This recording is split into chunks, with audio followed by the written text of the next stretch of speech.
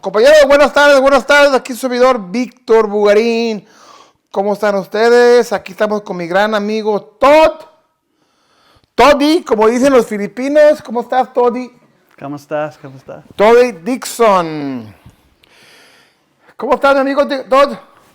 Good to be here. Good to be here. Yes, sir. Acabamos de llegar del barbecue de Jeff Hotspeth, Cedar Creek. Yes. Good turnout. Good turnout. 1,100 or so people and good family, friendship, fellowship. Jeff's a good person. Beautiful farm. I learned a lot when I was up there. I think it's probably the nicest farm in the States. Yes, I believe it is. I tried to pick up a few things while I was there that we will put into our farm going forward. Yes, sir. Yeah. We had an interview with Karen Easmith. And, well, actually with Bobby Fairchild, and then Carol kind of walked into the interview, and then I put him in the interview. That's right. So that's gonna be a classic interview. Yes, sir. I don't think we've never been an interview with Carol and him together. Okay. Yeah, so I was excited about that. What do you think of all the people at the barbecue? They were nice, very opening, beautiful place, beautiful day. Yeah. It was a beautiful day, and then everybody come and went, and you could tell they were really there and to have a good time and to hang out. Okay. It went well. It went very well.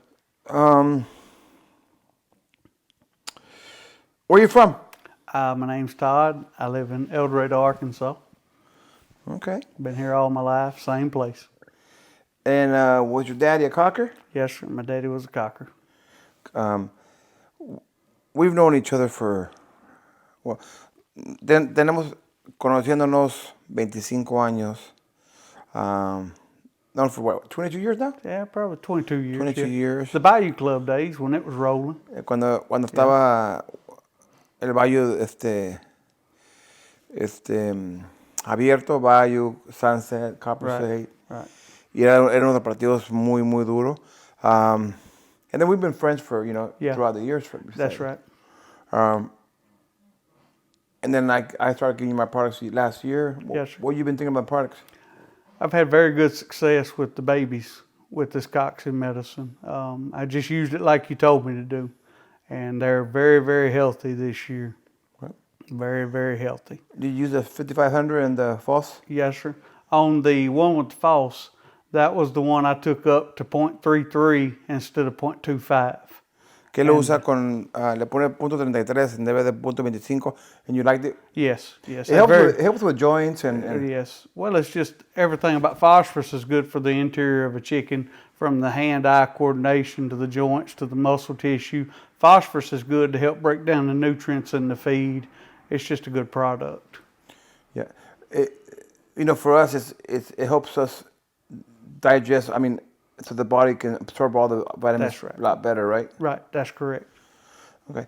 So your daddy was a cocker? Yes, yeah, right here on this very farm. Where mine and my wife's house sits now, it used to be our tie cord yard, and where my baby chicken room is where mine and my daddy's cock house was, and we just had a big open barn back in them days and cock boxes in one corner, and we used to play the gaff back years ago because everybody did. When it was legal? Yeah, back when it was legal, yes.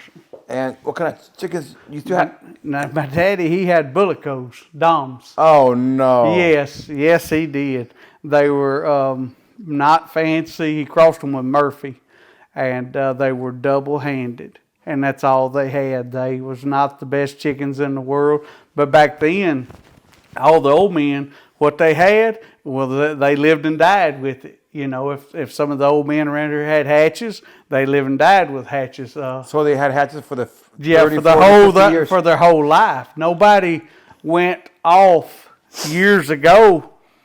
Whatever your little community had, the same people had the same chickens the whole time. Some of the guys that was older than me still actually have the same chickens they had back then, whether they're the best or whether they're not the best. Yeah. Things have changed. Me and you were friends with Charlie Ibel. Right, that's right. And Charlie told me he got his grays. There were two brothers, each fight them grays at some pit. And they would never let the grays out. That's right. And then he said that one of the brothers, when they had the show, and after the show, they would sacrificed the roosters, the one that were Right. And I guess they slit the throat and they threw it in the trash. Right. It was still alive, and Abel got it. That's right. Well, they had actually, the story goes that they had took the heels off of him and they thought he was done, finished, dead. Well, they throwed him in what they used to call that pile. And the rooster kind of come back too. Well, I don't know if it's Carol or Rudy got the rooster and brought him home. Charlie, and then that's how the Abel Grays started 50 years ago. And matter of fact, Charlie's still doing well with them today. And it all goes back to the birds were mad as hell. Yeah, that's exactly right. Yes, sir. And that was back then. You know, you got raised with the family. That's right. You stayed, and then your daddy stayed with the family, and then you inherited the family. That's correct. Yes, sir. And now it went from one fucking side to the way to the other side. You know, but back years ago, a lot of people that had the good chickens, they would not allow them out. So it wasn't like you could drive up to this guy's house who's doing all the winning and say, hey, I want to buy a rooster and 6 hens. Back then, nobody sold nothing. So basically what you had is what you had to work with. Wow. And, you know, it is what it is. It was what it was. Whereas today's society, you can literally buy good chickens if you know where to go and how to breed them. Or you can buy good stories. Huh? Or you can buy good stories. Or you can buy name brand stories. Yes, sir. And I mean, I'm gonna get in trouble for this, but me voy a poner en problemas. I think 90% of the trios sold through Facebook and through the cell phone, right, are junk. Average or below average, because I try to be a positive person. They're right. Crossed. That's right. Crossed. Flock bred. Right. Un gallo con 20 gallinas. Just completely chicken peddlers. Even the ones that weren't chicken peddlers are now chicken peddlers. Right. And I think it's horrible. But then I see the white guy side, where he's got 100 Mexicans calling him every day for trios, and he's only got 10 trios, and they're offering him triple the money, $2,000, $3,000, $3,500 for a trio, and they don't have him. And what do they do? Well, you go get them. You go get them, yeah. Right. So I think I think people deep down they know, right, and but they're trying to reach out and get that hope, and they don't care, right? Because I mean, we talked about that yesterday. We had a little short video, right? Right. No, I had a short video, and you was being a Mexican trying to go get you some whites and blues and piles, and I was telling you need to stick with solid chickens. Yeah. I believe in the older I've gotten, I done got old and fat, and I'm a lot more wise as I've gotten older and fat. Solid chickens win tournaments, and the off-colored chickens are some of the other líneas we'll talk about later. There'll be one good one out of every 8. But the other 7 are average or below average was kind of the discussion we had. Now, like if you had 8 off-colored chickens, there's always that one that shows out. Well, everybody wants to talk about that one. When I was a kid, a lot of the old men had like old non-cut and hatch roosters. Well, one would win 2 hours, right, and they'd talk about that one, but they wouldn't tell you about the other 3 that lost that same weekend, But even now, I mean, you can find solid hash kelso families, hash kelso, Chevrolet, Grace. Ahorita puedes encontrar hash kelso, giros, Albanese, solid lines. Well, that's what I've done over the last 3, 4, and 5 years myself. I had to learn a valuable lesson, and I got caught 2 different times in the fad of everybody wants to buy this. Well, we got a beautiful farm, so Dice que vamos a hacer la entrevista la vamos a hacer de los dos modos. Vamos a hacer parte de inglés y parte de español. Dice que él también le ha pasado a él igual también él tenía líneas sólidas y la gente quería asiles y pintos y compró asiles y pintos. You got Spangles and Asios. Kelso Spangles and Asios. Yeah. And you got the right ones. You got them from Mr. Wallace. Wallace, yes. You don't. But here was our problem. in 2015, 2017, 2018, Beto and Michael whooped everybody in Mexico. Él le vendía a Beto Barbas y a Michael de Tijuana. Y lo que fue 2015, 16, 17, 18. Yeah. 15, 17, 18, they were on top of the world. 15 and 16 too? No, I think 16, they had somebody else's chickens. 15, There was 17, a skill. 18, 3 years. Yeah, there was 3 years out of 4. 3 días de 4 años. Right. Excepcional.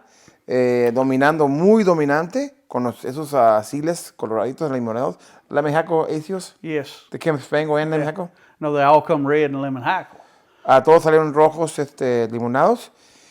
And you did really, really good. That's right. When they were dark, we did really, really good. But the more we bred, and this goes back to any cross of any version of anybody's chickens, the more you breed, if they get different and inconsistent, you need to call a timeout, stop what you're doing, and try to figure out what went wrong, because that's what's happened to us over the last 2 or 3 years. Well, I had went and got American fowl and brought in. Well, my thinking was, I'll go half American and I'll go half ASIL. Well, when the ASIL started getting real inconsistent, they went way down on us. Where they were healthy, they were beautiful, they would do good at home. They were very gentle. They were 2-2, 2-3, 2-4, perfect. But when you put them in the car, they were no bueno.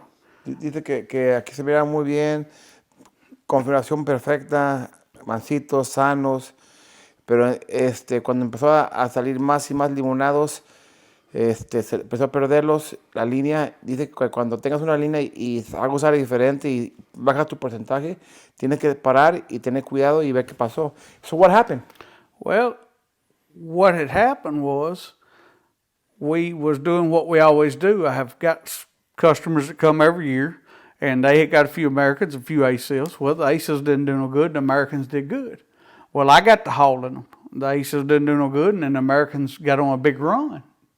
Well, I was calling back home and saying, hey, we're doing this, and this is not doing this, and this is doing that. Well, what are we doing wrong? Well, it was just when it went down on us, it went down. Inconsistent is what it was. Era muy inconsistentes los asiles, empezaron a perder más y más, y los navajeros empezaron a ganar más y más. Entonces, you gave away a lot of roosters, right? 408. Regaló 408 gallos regalados. Vámonos. You didn't sell them. Vámonos.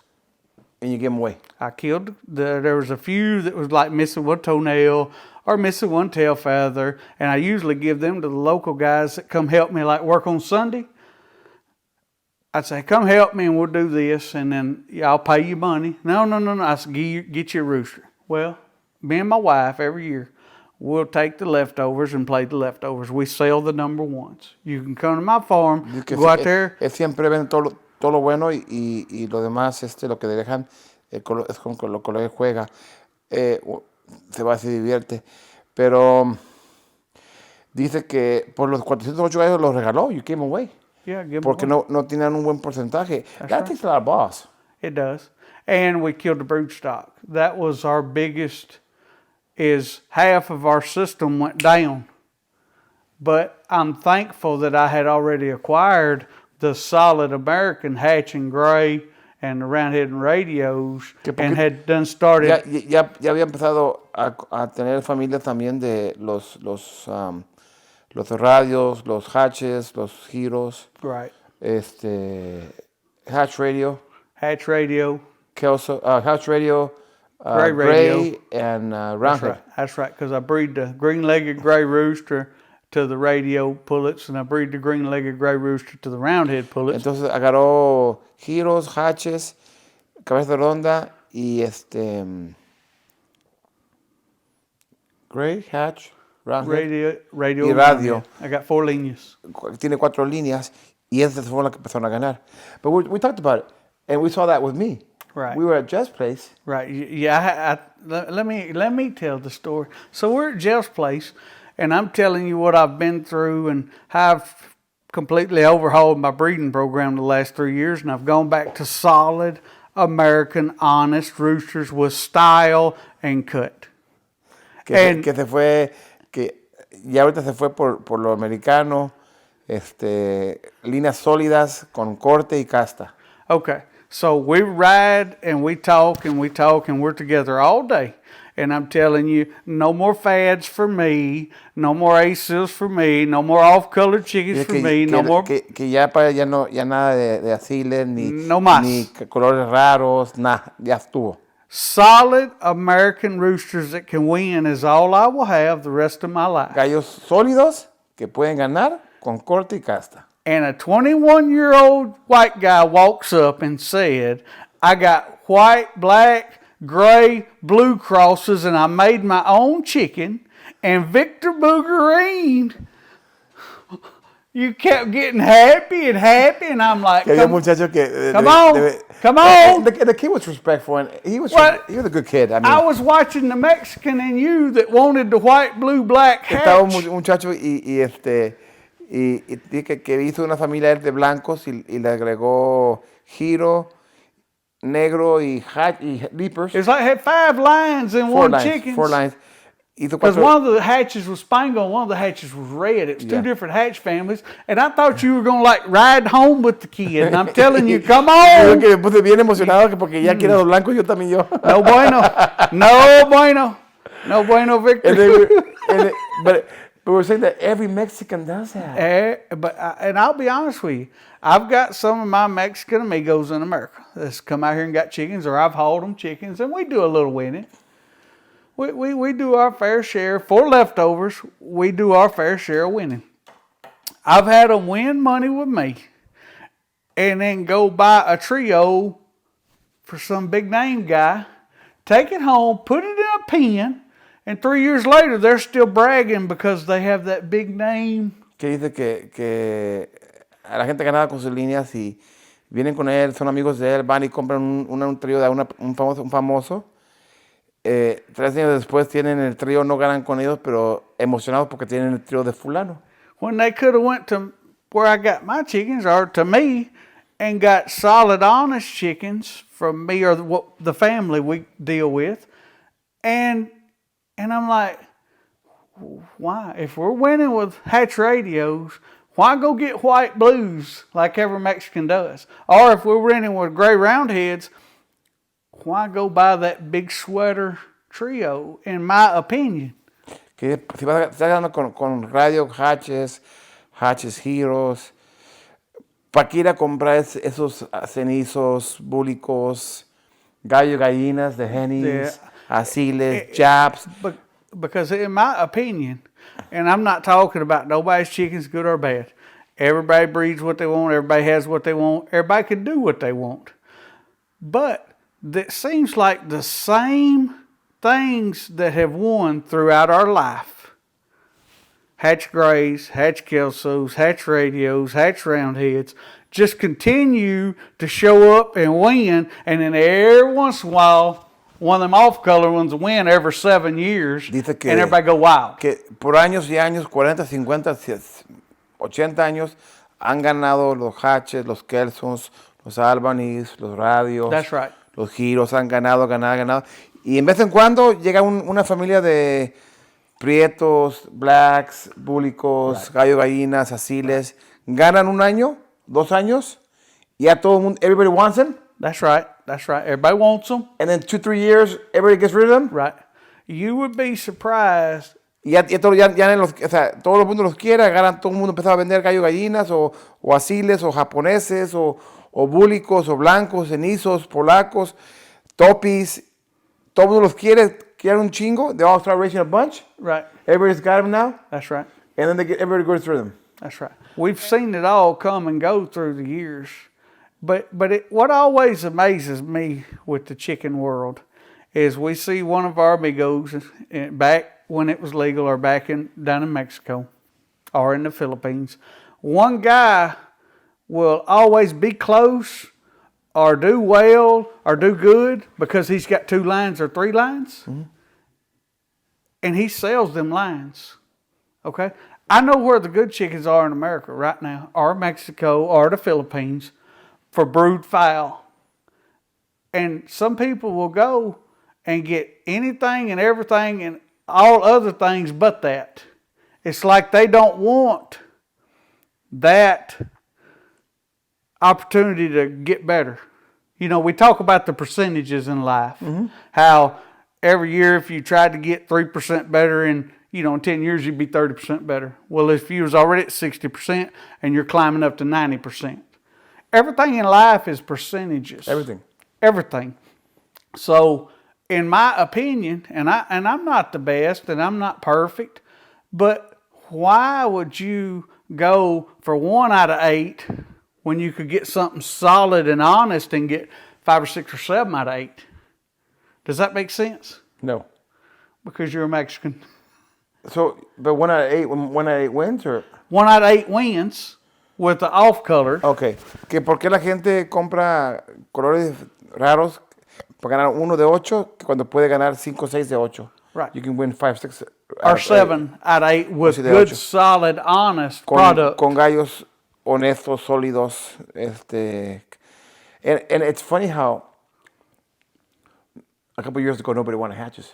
You couldn't sell a hatch cock. You couldn't sell hatch roosters. Hace años no podía vender un gallo hatch. Pata verde no lo podía vender. And now they're coming back. Ya están regresando para atrás. Right. You know, me and Johnny Stansel used to talk a lot on the phone, and his right hand, well, his boss is Kimberly. Kimberly's the key to the success. And que era amigo de John Stansel y su esposa. And Miss Kimberly is probably one of the best, but she don't get the recognition and respect because Johnny always got it, and they were on top of the world. Yo más respeto a él que a ella, pero ella la parte atrás de él. Till he got sick. Well, after he got sick, Sammy was helping. Sammy Smith from Mount Pleasant, Texas, and Uncle Sammy, he's the one that helped me a lot on my feeding. Y el Uncle Sammy, cuando se puso malo Johnny Stansel, llegó este Sammy Smith y él fue que lo enseñó a cuidar. And one of the things that Johnny always said that always stuck in my mind is everything goes in 3-year cycles.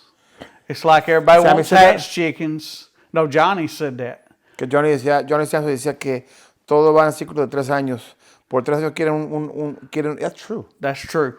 And here's your deal with it. It's like right now, there's a line that everybody wants, and people are having them like 1 good day and then 4 bad days, and they're trying to blame their feeder or their partner or their other guy or their pitter when their chickens are different or whatever. Que ahorita van una vez y ganan y pierden 3 o 4 veces y le están echando la culpa al soltador, al pastor, a la comida, the medicine, the feed, but the next door neighbor. That's right. But they never go back to the base, which is... They never look in the mirror. Yeah.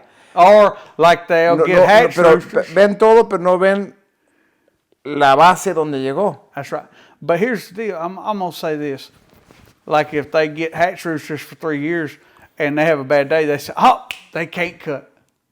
Or they'll get grays for 3 years and then they'll say, oh, we're going to change over to something else. It's like it's never satisfactory. Nunca queda satisfecho con una línea. Siempre quieren agarrar más y más y más líneas.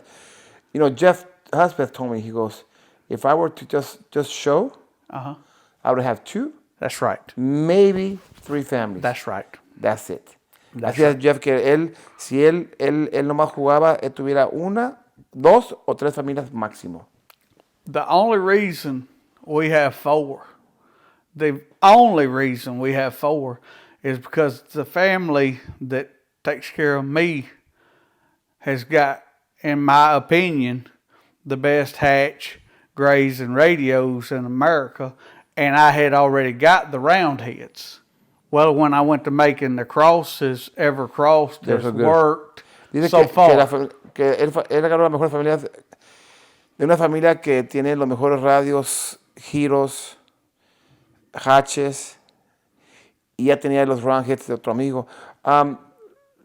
Let's talk about where you got your families. Okay. Where'd you get your families from? The radios, the hatches, and the grays.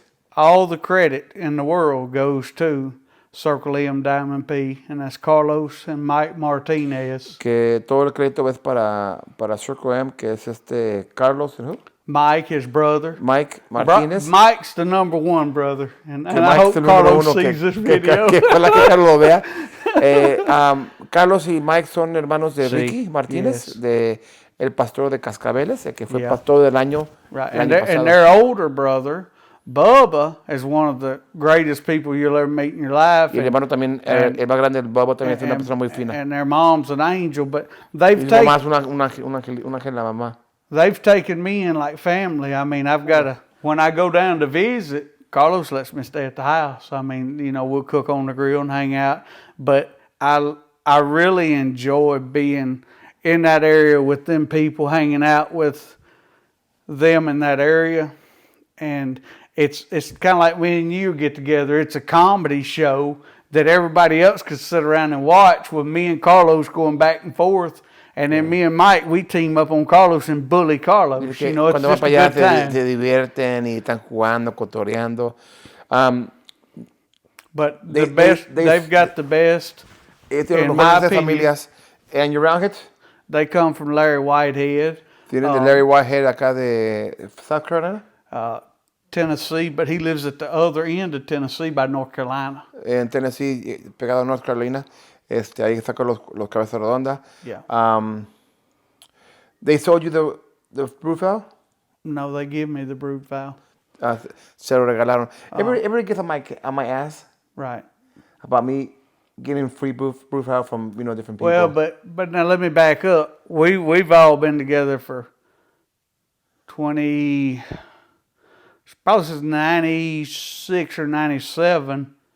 Me and Carlos and Lil Ricky and Mike and Bubba's been buddies. I mean, all the way back all them years ago. Desde el 96 han sido amigos, ellos han sido familia. I mean, but here's the deal. You know, it's like I told Carl when he gave me the hatch to begin with. I told Carl, I said, I'm going to bring them home and I'll raise them. And whatever, you just drive up to the house and get whatever you want.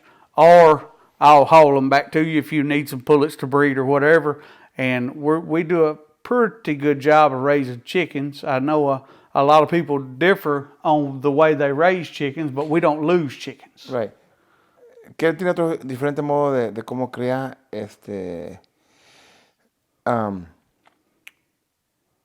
talking about getting different families. Even the Martinez play around with a bunch of families, right? I'm not going to talk about that. I love Mike.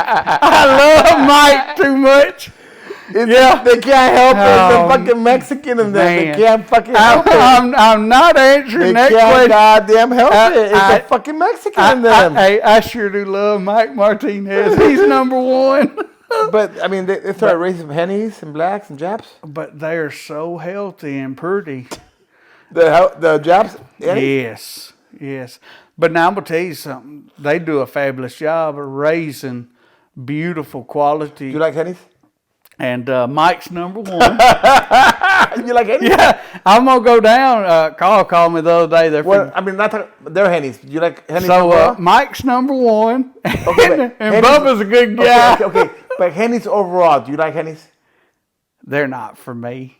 I'm a little older and wiser. When I was young, I would help anybody no matter what they had or what they had bred or whatever. You know, back when it was legal and I was like young and skinny and good looking, we'd go every weekend. I'd help anybody.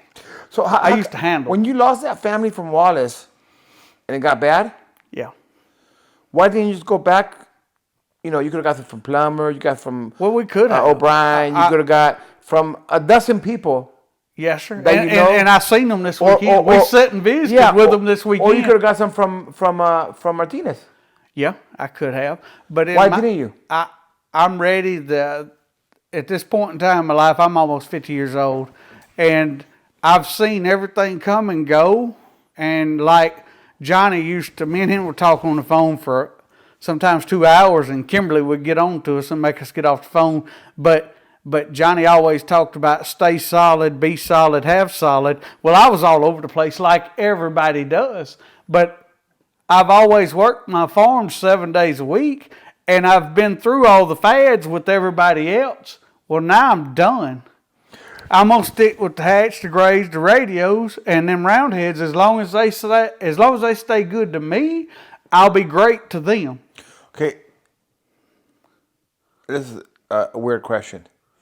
If you took 10 of your ACL Kelsos from 2016, Okay. I know where this when is they were going. their prime, I know. and you took 10 of Hatch your radios, hatch radios gray right radios. now, gray radios, and you did 10 against 10, how would it come out? You more than likely would lose 20 No, of. no, 10 against 10. That's what I'm getting at. More than likely, you would not have all 20 of them no more. That's how good they was and they are. What would be the score? There was right there. What Prime. What would be the score? I don't know. I don't know how to answer that question because I'm gonna tell you why. When Beto and Michael had them rolling, they'd stay in the 3-foot circle and maybe use that same rooster 5, 6, 7, 8 times. And I've watched the hatch radios win and their gray radios and their hatch grays win back when it was legal my whole life. It was like right there. So I don't know how to answer that question. But I would say this. You'd probably have, if you had 10 of them on tie cords on one row and 10 of them on tie cords on another row, at the end of the day, you'd probably have 18 or 20 empty tie cords. But you understand what I'm saying? Yeah, but do you think it's easier to lose an ACL family than an American family? Or do you think it's... Yes, I do, and I'm going to tell you why. ACLs when they're up, they're all the way up. But the more with the experience we had, the more you breed them, and the more you breed the daughters and the cousins, and you bring in a hatch chicken and breed back to them, and you breed a Kelso to the hatch ACL pullets, the more inconsistent they get. They may weigh 4 pounds 6 ounces and have brothers that weigh 5 pounds 12 ounces, and these may be dark and these may be lemon. They was just inconsistent on all the crosses. So maybe if you have that magic cross and magic brood cross, that magic ACL, you could have gone maybe 50-50 with your hatch radio grays right now. But you're going to have these hatch radio grays winning 80% for the next 20, 30 years. And the ACLs are going to be going downhill. That's my opinion. I have to do what's best for me and my customers. Because here's my philosophy. I work a job, my wife works a job.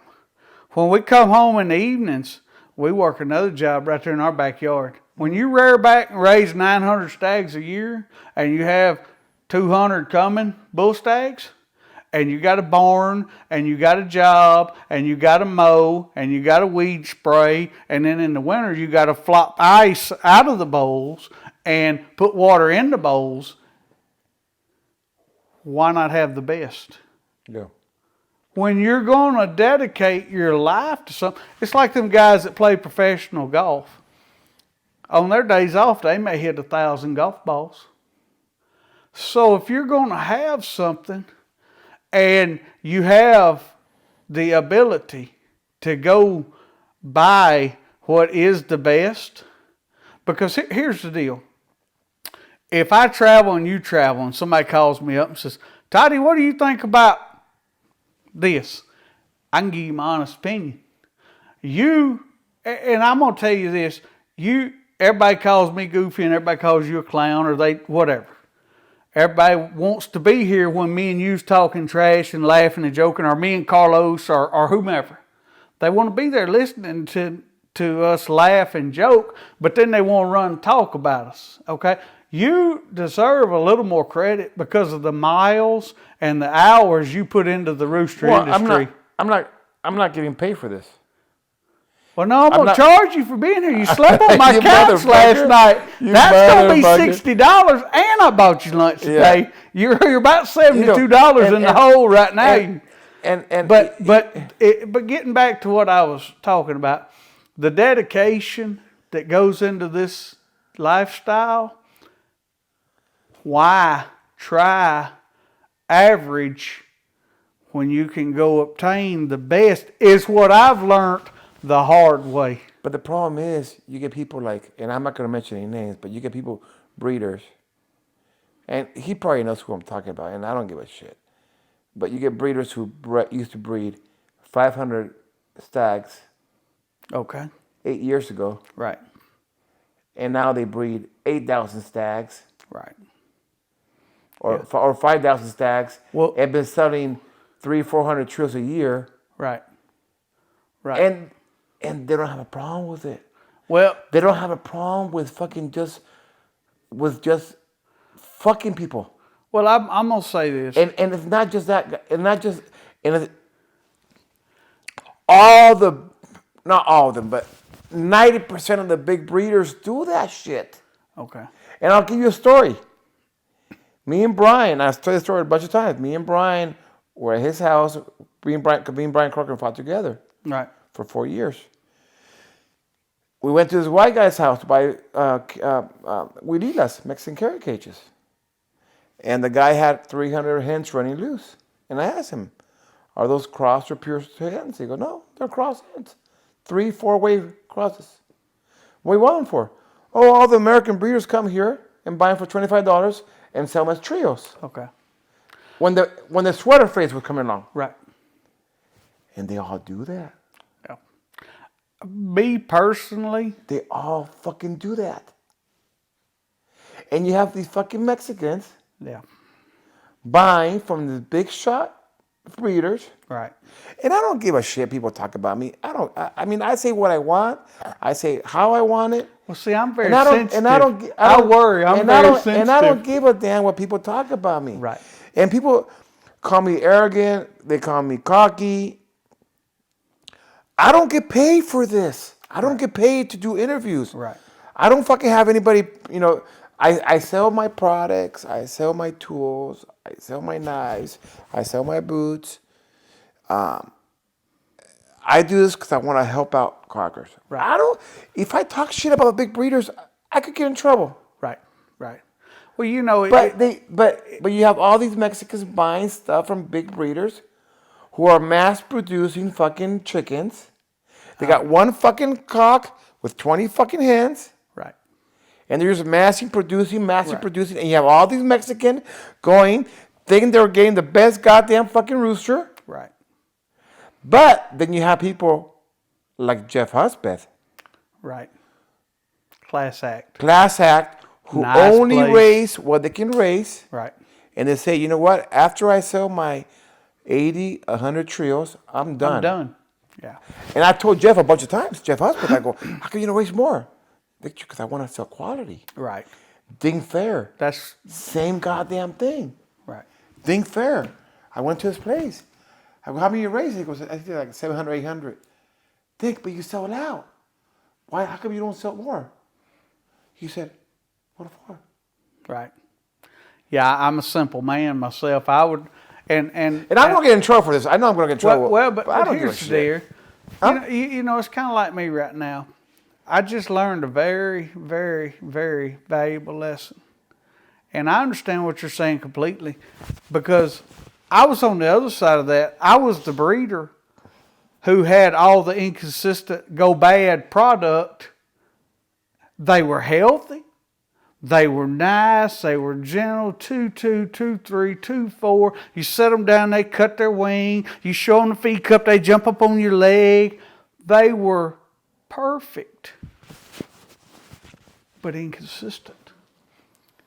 I got rid of that, and I went back to solid for me because I'm going to tell you why. Get back to working this farm 7 days a week. First of all, when we go to Mexico to visit the friends and family down there, I want to win. I don't want to get up here and stand up on a stage and say, oh, poor old Toddy sold this many trios this year. Look at me. I want me or my family or my friends, my amigos, to have quality, that they can be proud of my product, And that's why I work 7 days a week. I don't work 7 days a week to have bad reports. I don't work 7 days a week. And my wife works right beside me. My wife is the key to my success. She's very lucky to have you. She's a lucky girl. Yeah, I do need to throw that in there. You know, here's the deal. Back in the days when it was legal, we would round up and horse farm walk 70, 80, 90, call them down to 28 and go win. Okay. We had a system, and I said that to say this. We had a system back then that I still go by today. When I pin my stags, and I'm going to say this, I pin them at night with no light. My wife's got a light. I go in and I catch them, get them down, feel of them. I feel their toenails. I feel their body. If everything feels good, I hand them to my wife. She's got a headlight. She'll go put them in the wheeler, and then we put them to the stag pins. If I find a cull, I kill him. And I'm going to tell you why. The reason I do it in the dark with no headlight, I don't want to check that toe mark and say, oh, he's pure. Oh, he's pure. He's from the brood cock. Oh, my goodness. He's number one brood cock from my family. And, I got to say, no. I cull in the dark. Oh, wow. Because I don't, well, you know how tight I am. I ain't gonna waste no damn money. And you don't want emotions to get involved, and you don't want your emotions to get involved where you see that. Well, two things. If I find a cull, I'm not gonna feed him because feed's too high. I'm not gonna sell him because he's a cull. Right. I'm not gonna keep him around and do all that extra work of flipping that ice out of that water bowl and dragging that hose. Because when it gets frozen around here, I shut my automatic water down. You don't think those big breeders feel bad about selling junk? I think, in my opinion, it's been happening for years and years and years. Like I told you, it happened 25 years when me and Brian were fucking, fighting chickens. Well, I saw it happen back then when all the Alabama breeders were buying roosters for $25, hens for $25, and sell them as. And I know you don't want to talk about this, but they were selling pure sweaters as pure, and they're cross sweater hens. Right. Right. And you still have that happen right now. We know people who do that right now. Right. Well, here's what I'm gonna focus on. But you don't think they feel bad about that shit? I think it's production nowadays. I think the rooster industry, if you had a big name 30 years ago and you've promoted it, you're still doing it. You're still who you are. You're still raising nice, beautiful chickens. That's what people want. We went to go see Mr. Peck yesterday. Yeah. Shout out to Mr. Peck Brown, James. So we went to go see Peck, and I mean, they got solid. Solid. But now them chickens has always been solid. Yeah. Here's your deal. The old men, like we was talking about earlier in this interview, like my daddy, when he had them off-color chickens, they were his. When Mr. Peck was 40, he still got the chickens he's got today, and he's 72. Yeah. Who's that guy he said that he used to fight with? Famous guy? Doc Robinson. Doc Robinson. Okay. And somebody, they argue with me. Oh, no, he got all the brood stock from Doc. Right. Oh, no, so-and-so. I won't mention his name either. From Louisiana, got all the brood stock from Doc Robinson. No, he didn't. Right. And Peck was telling you about that yesterday. And Peck, I got all the brood stock, right. And that guy from that state came over and wanted them, and I told him no. Right. And I've seen Peck people offer Peck, Mr. Peck Brown, big money for Yellow Hatch or Gilmore, and he won't sell a fucking feather. Right. But now he goes back to them old school breeders. When he was a kid, and me and you was talking about this earlier, your raising is what you are. Yeah. Like my parents was broke, so I still act broke. Your parents was in the restaurant business, so you still eat lots of food. But back in Mr. Peck's days when he was young, nobody sold no chicken. You couldn't get a damn chicken unless you got him out of that pile. Yeah, he won't sell you. He won't sell it. You understand? If I wish you would ask him for a yellow hat. No, I got to joking He with would him. have got that. What did I tell him yesterday when he was talking about my chickens? He says, "One of them chickens won't breed one of my chickens." And he was joking with me, and I says, "Yeah, I understand. You know." And we were laughing and joking back and forth, but that's the way them old men was. They don't believe. I guarantee. And I'm gonna tell you this: if you were asked him for a hen, for a yellow hen or whatever, it would you'd had to fight him right there in his back porch. Yeah, you'd be like, "What'd you say?" And he would have. But now that's the way. When everybody is like on their second and third and fourth generation of rooster people, that's the way, by God, they're bred. The people are bred that way. You couldn't get one for love or money. And, you know, and they've all got that one story. Yeah, in 1977, I let my cousin have some, and he give them to that other guy, and then they're still arguing. And it's 40 years later. Yeah, I'm like, 1977, I'm still pissed off at him. Well, that's their mentality. And I'm gonna tell you something else. Like Peg Brown, you said, are you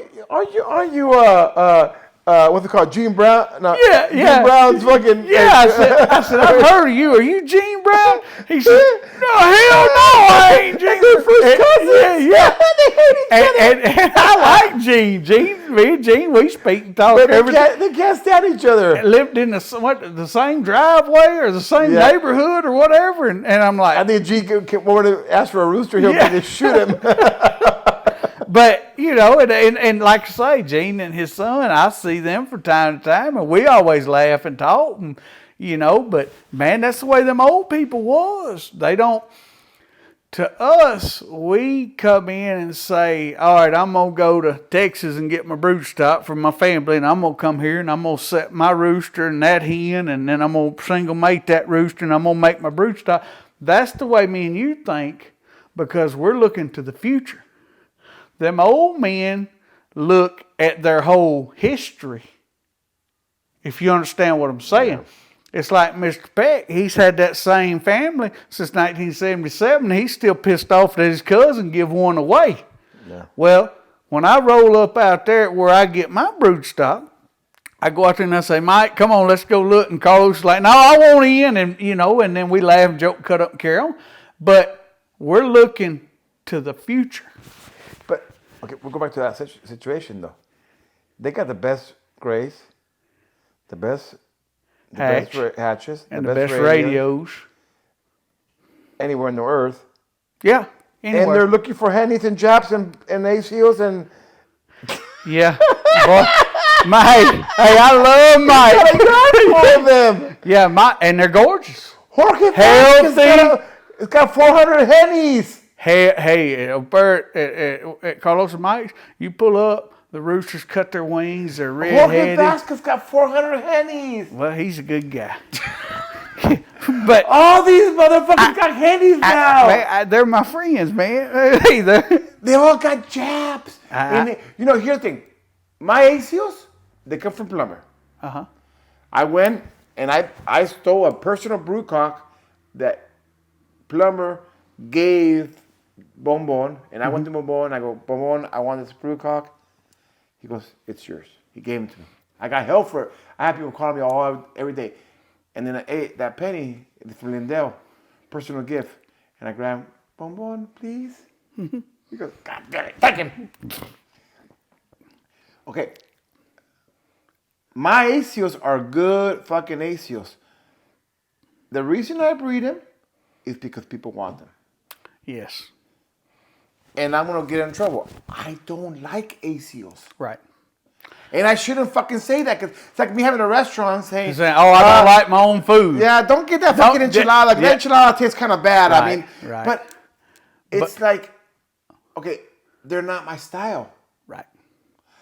I was raised, I mean, my grandpa, he loved, game motherfucking roosters. My Uncle Jalisco, rest in peace. He loved game roosters. He paid $500. I would pay my uncle $800 25 years ago, he charged me $800 for a Batacock. He goes, Uncle, I need some good roosters. He goes, how many you need? He goes, 6. I go, I got no money. He goes, okay, fine, go get them. How much are they? $800. Spar through them. They're ready to show. I go and pick them and I win the Derby. Mm-hmm. But what breed was they? My uncle bought from Oscar Aikens. He bought So they from were Brian. good bred hatch. Good bred hatch, Kelso, Yellow Leg. Okay. We see. The old time sweaters. To keep going back to this hatch crosses when. I tell you what. And we've all been all over the place. We've all bred. You know, it's been probably 3 years ago. Lad called me one day and we're talking on the phone. Dwayne Lackey's sitting next to him. And Lad, he's got the speakerphone there, and they're bullying me like they always do, and this and that and the other. And he says, Dwayne says, Todd Dickson, I got something for you. I said, what do you do? He says, I took my sweaters and my whites and my pumpkins, and I bred them all together. Who was that? Dwayne Lackey. Hey. I said, really? Yeah, boy, we're going to do this, and we're going to do this, and we're going to do that. And I kind of got quiet, and old lad says, hey, you still there? I said, yeah. I said, Dwayne, I got a question. Yeah. I said, so you going to breed white sweater pumpkins? Yeah. I said, are you mad at yourself?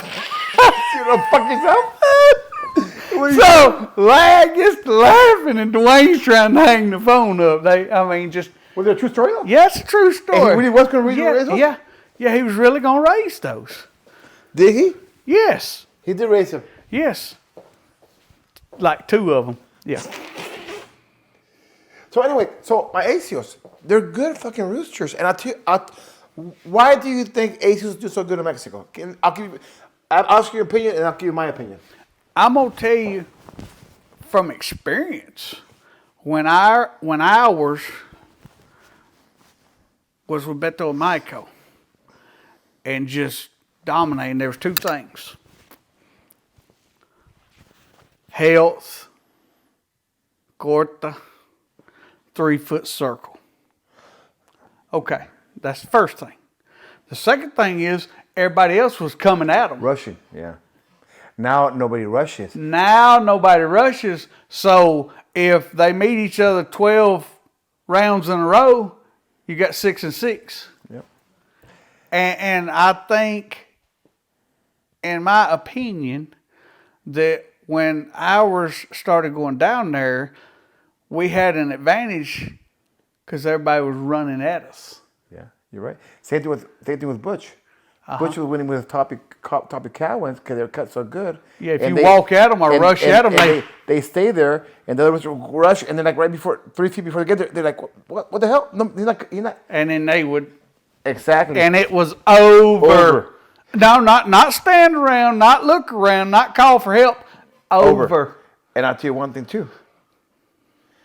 For me, they're super fucking healthy. They're right. They're healthier than the American roosters. That's right. Mexicans are notorious for feeding chickens. Fat and full of feed. 8 ounces too fat. Yeah. And full of feed. Yeah, fat and full feed. And Asios can fight good fat and full feed. Right. That's right. And that's why they do They're good. the perfect Mexican chicken. Right. And I'll ask you one thing. You've been to the Philippines. Yes, sir. And you've been in top competition in the Philippines. Yes, sir. And you've done okay. Yeah. Well, I stay with Jin when I go over there. Jin is a big... Jin's a big... Bulico, right? Dom. He's one of them world slashers. He's one of them stag events and everything. And he's like an older brother to me. Him and his family took me and my wife in like family. And you talk about fun. Now, I mean, they put me and my wife in their Christmas family photo. Oh, wow. So we're all over there and we're hanging out and this and that and the other. And I mean... I run into Jin at the Bayou Club. He was with the Danger Boys, the 808 Danger Boys that I used to help. And we're all sitting around talking, and Marty told Jin, says, yeah, Todd's going to the Philippines. He's got a fiance over there he's finna bring to America. And this is like, 5 5 maybe.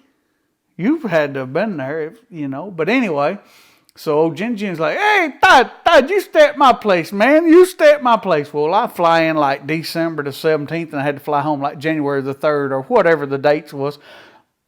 I ain't never met this joker in my life. Marty introduced me to him. We leave, like it's the World Championship in May.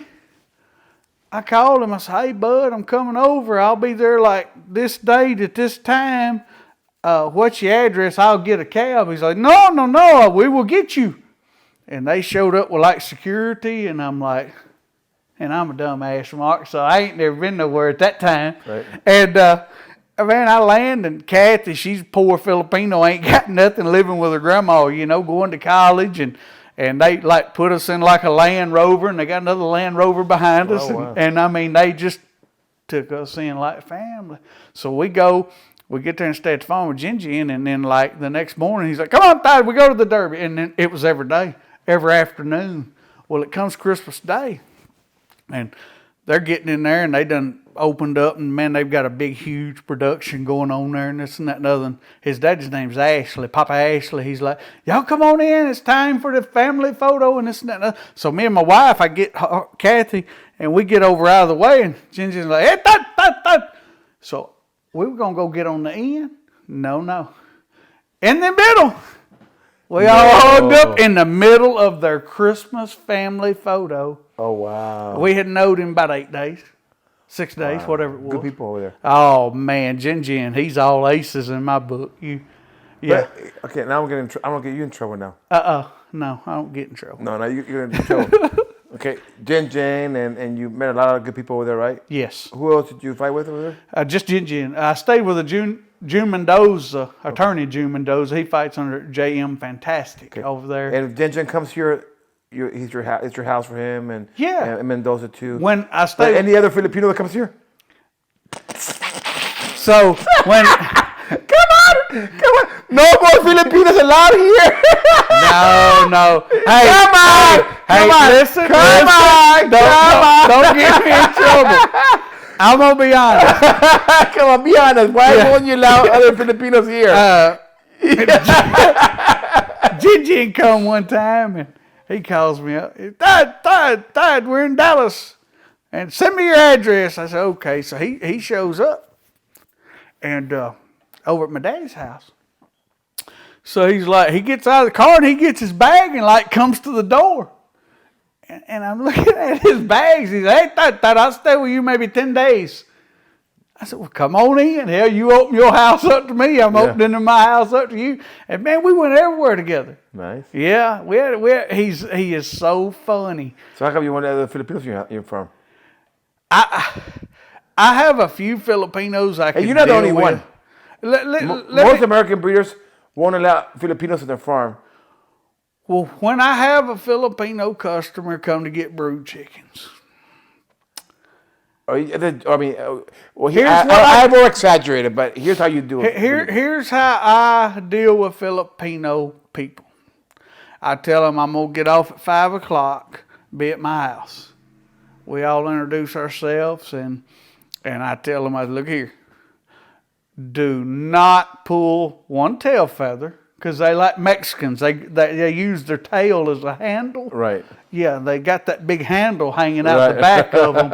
You know, and if it's a good handle, it's got 8 tail feathers on each side. That's the Mexican and Filipino handle. And then they grab him like a soccer ball that they're fighting over, you know, in a scrum. And I just can't take that. Right. I can't. It's like you pushing on their feet and checking them and doing this and doing that. You just don't realize how close you've come. But with the Filipinos and the Hawaiianers, I got a group of Hawaiianers, the 808 Danger Boys, they come, and Marty, he'll go out there and pick up every damn chicken out there, and they look at the scale on this toe, and they look at that scale behind this spur. Okay. I said, Marty, there's chickens. I'm going to go feed. Right. Or when the Filipinos come, I said, there they are. Don't pull no tail feathers. Don't take one off out of a pen or off string. I'm going to go feed because they're so meticulous, so particular. And that's cool. I'm fine with that. I spend a lot of time selecting what I select and what I look for. But after a while, you either know what you're doing or you don't. I can walk through, and you can ask you next time you see Brian, me and Brian, I can walk through a yard. I said, boy, I like that one. And he's like, how do you do it? You've never seen these chickens. Okay. There's 400 here. How do you pick that one? And I said, well, I like that one. And I mean, we laugh about it. Huh? Corcoran? Yeah. And okay, let me ask you one thing, though. In Philippines, competition compare Philippines to Mexico. I'm going to say this about both places. And don't be nice to Mexicans. Or just tell the honest truth. Where's the competition tougher? I'm going to say this. Because I travel. Okay, let's say I travel. And let's say me and you go and we win in Mexico. When I come home, all the guys are going to be like, oh, Toddy got lucky again. Toddy and Victor got lucky. In the Philippines and in Mexico, it don't make a damn where you go. You better have your damn mind made up. You better damn well have them healthy. You really, really, really, really need to have them sharp, because you're going to meet, if you go to, say, an Intercontinental or a Pit Masters type deal, you're going to meet 7 or 9 or whatever the case may be that you're going to have to completely be 1,000% correct to whip them. Is it harder in the Philippines or Mexico? Where's the competition tougher? In my opinion, in my opinion, Mexico, and I'm going to tell you why. Really? I think the Mexican style is the most brutal of anything ever right now. Okay. And it's the tools y'all use, the equipment y'all use. But you think that the because in the Philippines, where they have better breeders, the Philippines or Mexico? Well, it's just two different animals, and I'm gonna explain this. Everything goes in that 3-year cycle. Right, even Philippines too. Even in the Philippines, you know, you take some of the old Filipino guys that got credit for winning some of them derbies. They might have, see over there in the Philippines, they got all them islands. Whereas you fight 2 on your island, and if you win them 2, you move over 3 islands, and everybody that's won 2 comes to this island, and then you fight 2 here. And if you win 2 here, that puts you 4-0. Then you move to Manila to fight the last 3. All them associations and all them. Okay, you may win 2 right there next to your house, but you got to get on a boat or an airplane to win those, to go over here to win these 2. You got to travel. Right. Well, okay, let's say you're learn to travel and you go over there and you meet one of the boys from there, and he's got one he sparred 3,172 times. Because in Filipinos, they save a lot of their roosters to 3 and 4 years old, but they spar them every day. They've been sparred every day of his life. How many times? 3,172. They spar 2-3 times a day. Oh, sometimes 6 times a day. The same rooster. Same rooster. For 3 years. For 3 years. Except for the molt. No, hell, oh yeah, except for the molt. Right. They start sparring when they get buttons. This is why it's unreal. But this is why I think it's harder over there, though. Well, I think you have better selectors over there. For what they do. For what they do. I think you have better land in Mexico. Yeah, because it's on the side of a hill, and there's green, and they've got drainage. Where? In the Philippines. No, but I think the weather. Okay. I think there's more disease in Philippines. It is, for a fact. Than Mexico. For a fact. So I mean, you have pros and cons. I think it's most of some Mexican places are really good land. There's not a lot of good land in Philippines, I think. It's very humid and it's very rainy. Oh, very doubt. And a lot of mosquitoes, a lot of problems in the Philippines. Right. Typhoons, coconuts fall out of trees and hit roosters and kill them in the Philippines. Them damn coconuts with them husks on them, you don't realize how big they are. June Mendoza, he loses 6 roosters a year because them coconuts are about that big around and they're about that tall and they're full of water. Right. Well, hell, they'll be 70 or 80 feet up there in the damn tree, and if something comes and shakes or the wind blows and that joker falls, it'll kill a damn rooster. A person too? Or a person. Hey, on rainy weather, them coconuts will go in the ground that far. When they fall, you walk out there and you see holes all over the farm. But kill people too? I'm sure. Okay, so what I'm getting at is that, over there you can hire people for dirt cheap. So you have $2 a day. $2 a day, 40 pesos al día, pagan. But you don't see a lot of aces over there, huh? No, over there you got to go.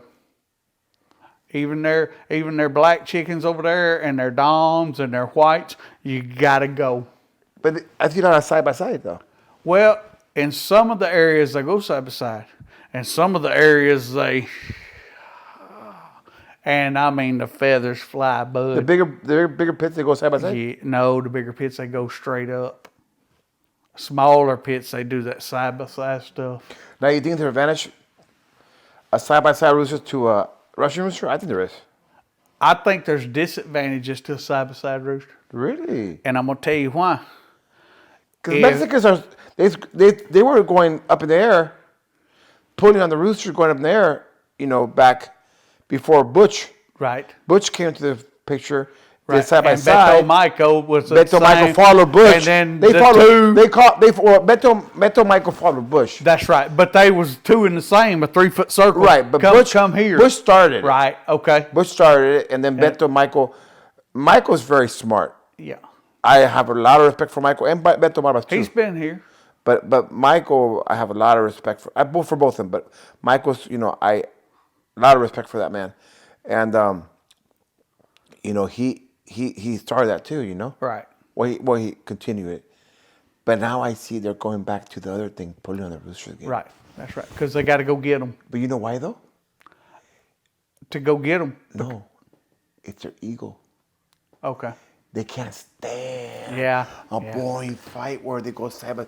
They want, oh no, I want to see him go up in the air. Okay. All right. Let me get back to this walking side by side. My daddy was a 5-time undefeated Golden Glove champion boxer. Oh, okay.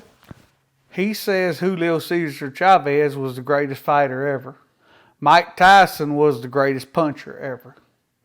And I said that to say this. On our farm, we keep our roosters long and lean. Perfect little football bodies.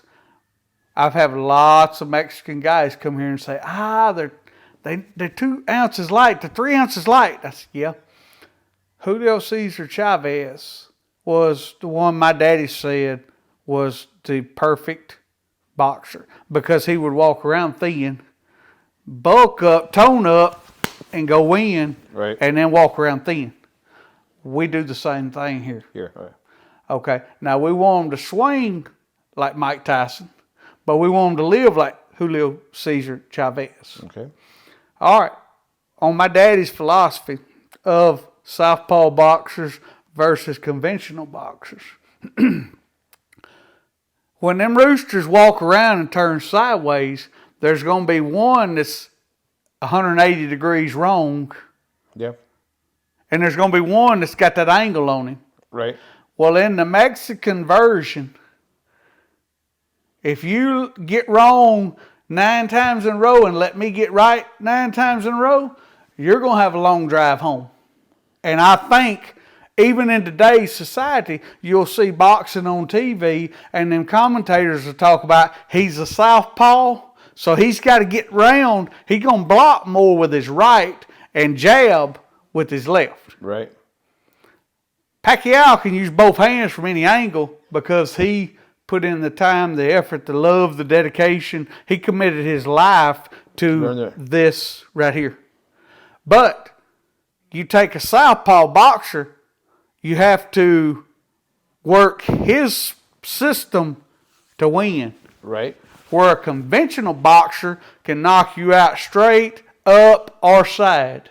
That left-handed guy is more of a jabber worker, and that Mike Tyson is more of a knock you out. Okay. So I think it's a huge disadvantage for him to turn sideways for the one that's on the wrong side, Wrong side. of the angle of the participation. Okay. Does that make sense? It makes sense if you're stuck on the if my rooster's on the he's standing with his left foot right here. Right. Because if you walk up and you got your left foot there and you cut your wing at him and he's facing you, Right. as soon as you turn around, guess what you are? Right. I understand that. That's the philosophy we use here at my house, and it goes back But to. I did that all year long, and here's how my season started. My season started when me and Clark got together. Right. We done real good in January, and after that we couldn't win a goddamn fucking fight. Okay. We couldn't win. We couldn't win if our life depended on it. We couldn't Right. cut ourselves out of a paper bag. Okay. And what happened was we both wanted to be Batman. Right. You know. And I see that a lot. Yeah, we both wanted to be Batman. We both wanted to outshine the other master. Right. Right. And we couldn't win a goddamn fight. So we just said, we're still friends. We split up. He went up north. He started winning. I stayed down there. I started winning. Right. I started winning with, Cascabeles gave me the chance to feed for them. Right. But I didn't have a lot of roosters. Right. And I didn't have first pick. Right. And I've told that to, Cascabeles, but he's the only one that gave me the chance. I've seen Nobody else believed in me. I'm sorry to interrupt you. And the other day we kind of talked, and I said, you know what? If you want to keep feeding for you, I'd love to, and if you don't, I understand. But Right. I will always be grateful for what you did for me. Right. I will never forget that. I'm and you've got on to me about it time and time here and there. I'm big about I pay my credit where my credit's due. Right. And I will always do that because it's like I tell people when they come here to. Yesterday you were saying Circle M, you said Circle M like fucking goddamn. Yeah, but I love 255 times. Yeah, but I love Mike. Yeah, I know you do. And I told and you, I agree with you. And I told you that. I go, you know what? And I'm not talking bad about Circle M or anything, but once they leave Circle M's place, right. And they're your bloodlines.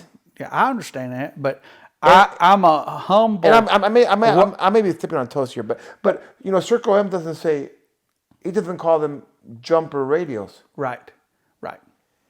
No, and I understand that, but you're so grateful to Circle M what they done for you because they treated your family. For me, that yesterday you mentioned Circle M like a 2,000. Well, we was talking back and forth about this and that and other, and I am the.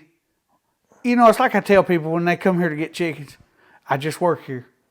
That's my simple, and I told you, I'm a simple man. That's one of my favorite songs. That's what I live by. I like to laugh and joke and play, but I will pay my credit to who took care of me when everything was going wrong. Yeah. They stepped in. They said, "Hey," and even Bubba talked about it. He said, "Hey, you're in the family," and we laugh and joke and play about it. But it's like I am grateful and respectful, and I still work 7 days a week. You know what? You're actually right because I got you on this morning about the case. I go, why do you mention Circle M so many times? And you told me, the whole story. Right. And I told you, but they're your line now, but you still mention it. Yeah. But here's the thing, though. People get sick and tired of me mentioning Cascabeles. Right. Yeah. And I was mentioning it because I can't, just like you can't forget what they did for you. What they did and for I me. can't forget That's what Cascabeles did for me. And will continue to do. See, that's part of the deal. If I called him right now and said, "Hey, I need to borrow $36 to pay my light bill and water bill and $172 to pay the light bill, and I need 2 gray pullets," he'd be like, "Well, damn, come on, I get you $200 and 2 gray pullets." But if it's just, that's the family relationship we have. It's kind of like... But you're grateful to them. You damn right. And you're grateful to them, like me. I'm grateful to the people who helped me out. Right. And luckily, I've never been ever been fucked over by any cockfighters. Never. I've always had good luck with people. Yeah. And I've never ever had any cockfighters talk bad about me or open a farm up and steal my fowl and steal my families and take my name and I've never had any people like Hey, get back to the interview. I'm saying vampires have big hearts and I've never gotten a job for people and they say you know what, I don't need you anymore. Have I ever told you I love Mike Martinez?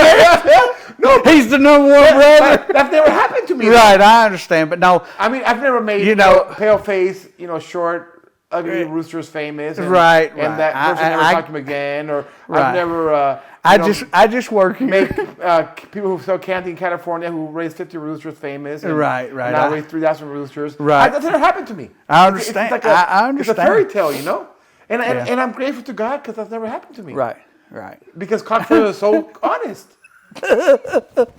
Well, all I can say, I've never helped anybody open a bar and it gave me $80,000 and got fucked over and gave a job and that's never happened to me before. Life is good. I understand, but it's like Jesus Christ blessed me with good people.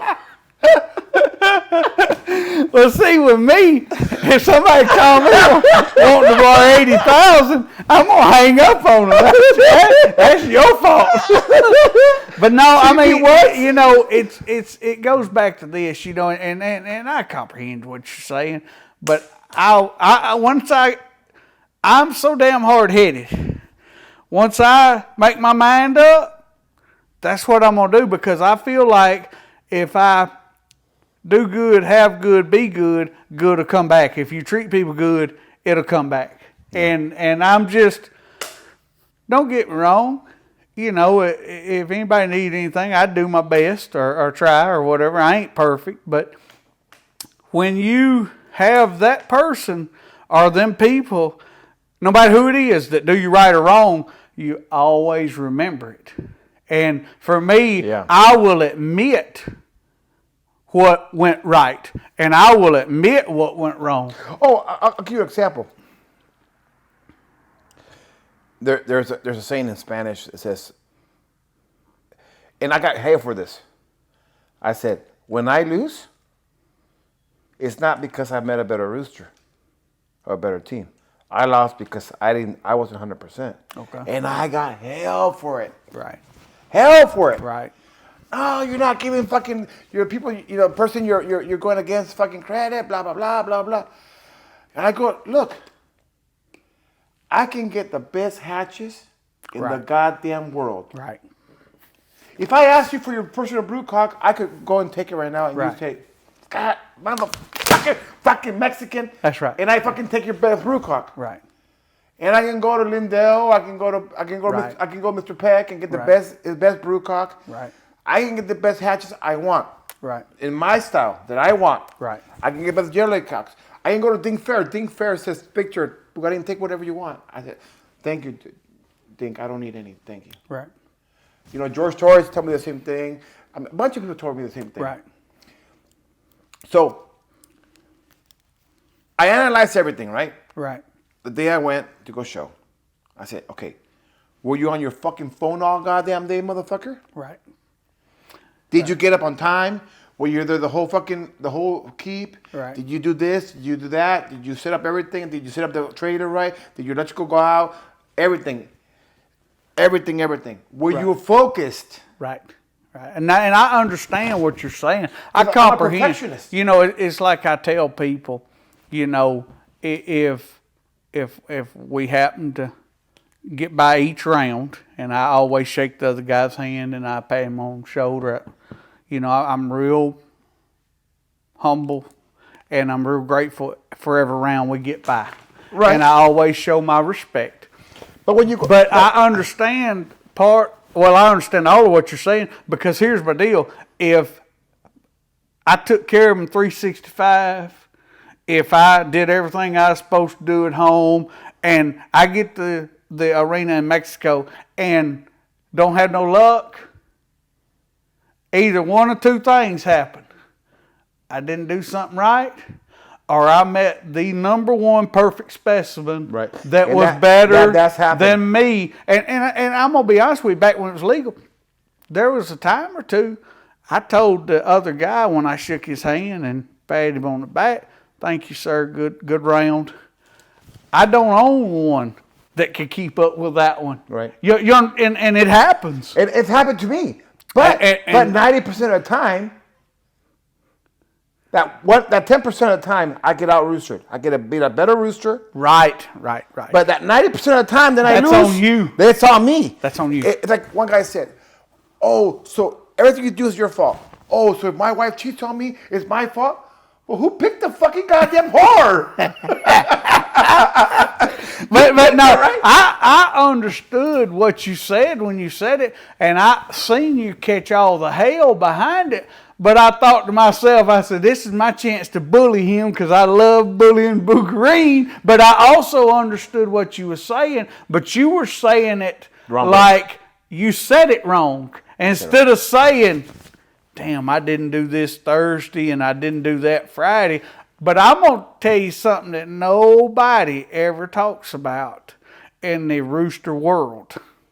And that's from July to November.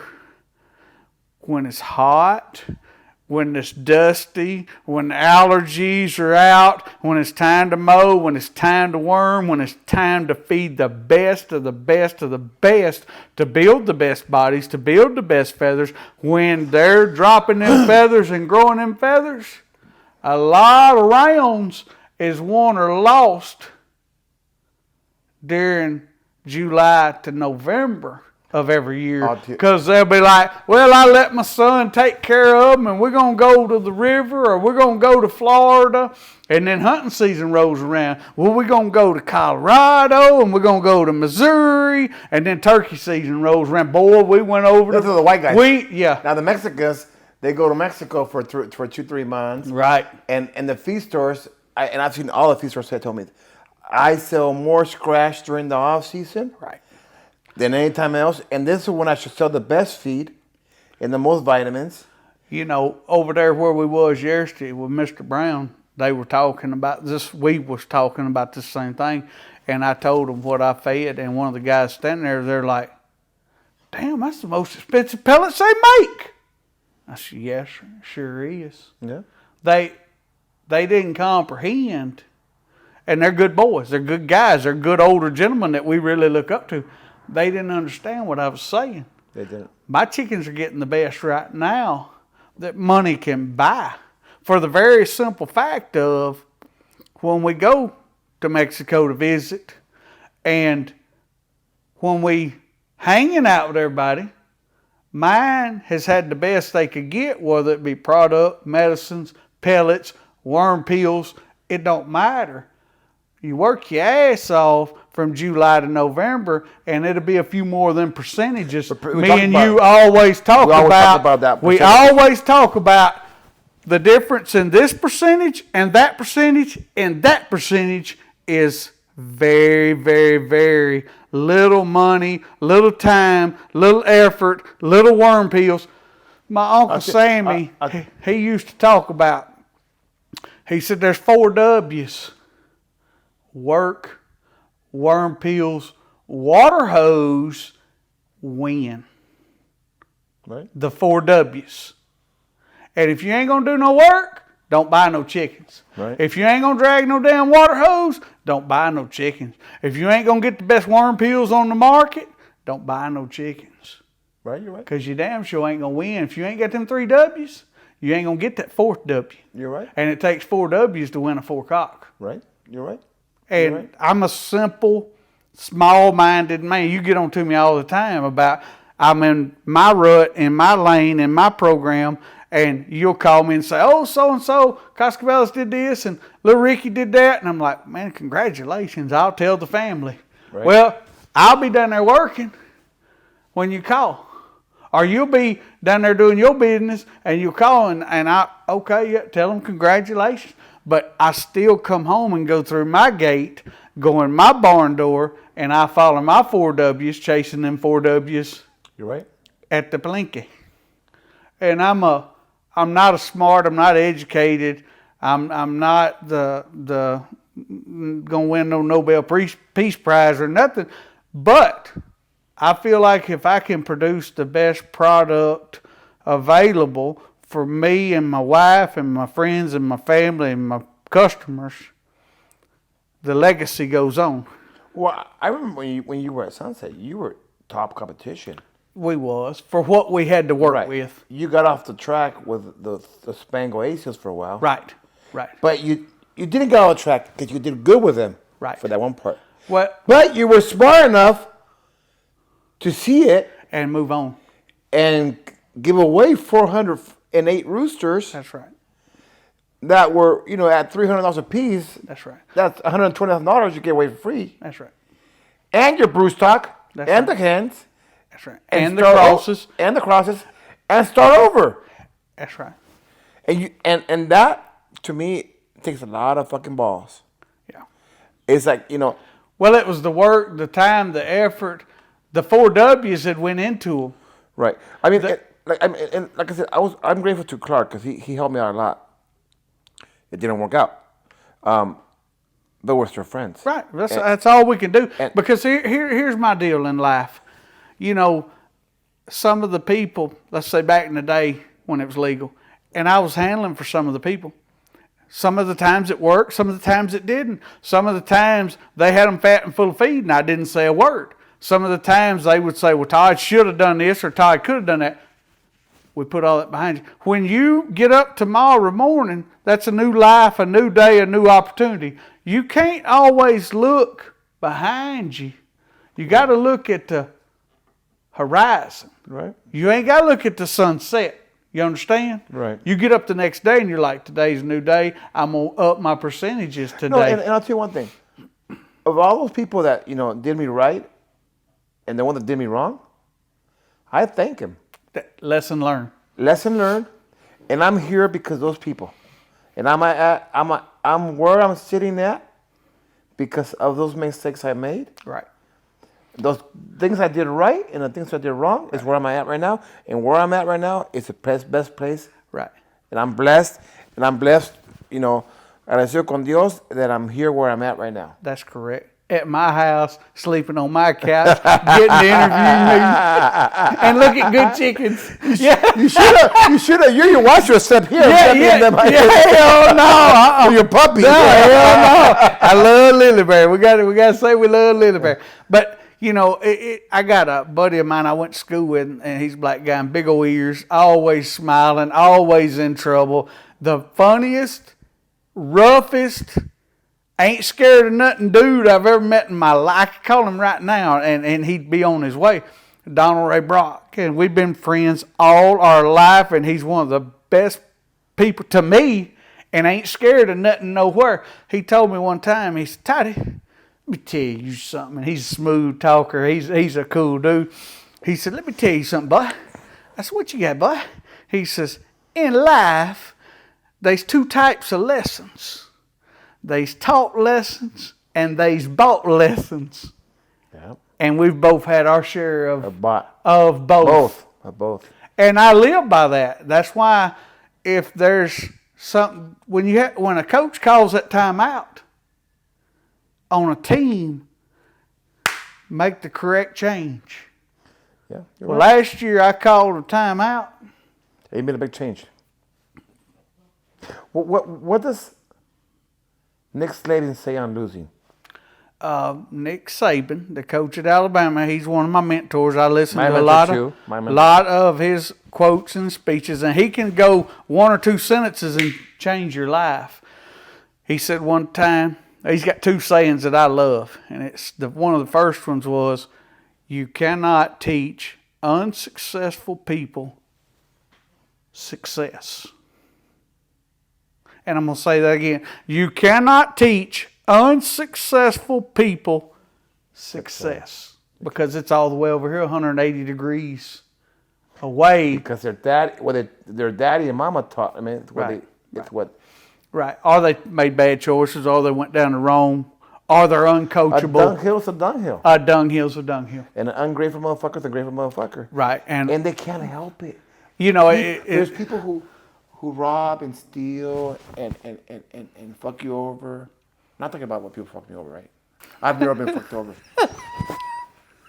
But they can't help it. Right. Right. They cannot help it because that's the way they were raised. That's the way that's their genes. That's their blood.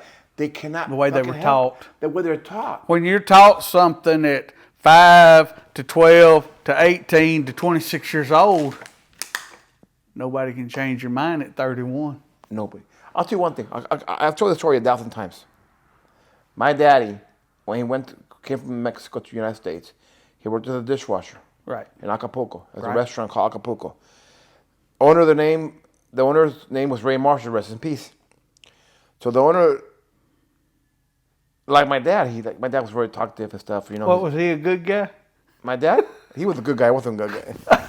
So anyway, he asked, "You have your high school?" I go, "Yeah, I finished my high school here in California." He goes, "I did my high school in Mexico and I finished 1 year here." I go, "Did you go to college?" I go, "No, I didn't go to college." Ask my dad. I go, "How come?" "Well, I just got married and I don't have any money and it's my second job here in California." And so he pushed him up to a cook's helper right away. And he was working real good. He pushed him up to a cook. Mm-hmm. That old man, Ray Marshall, his boss, not his relative, not his uncle, his boss paid for his college. Right. Well, was that percentage? My daddy said, "You never fucking forget That's right. who the fuck helped you out That's right. and where you came from." And I've always lived by that story.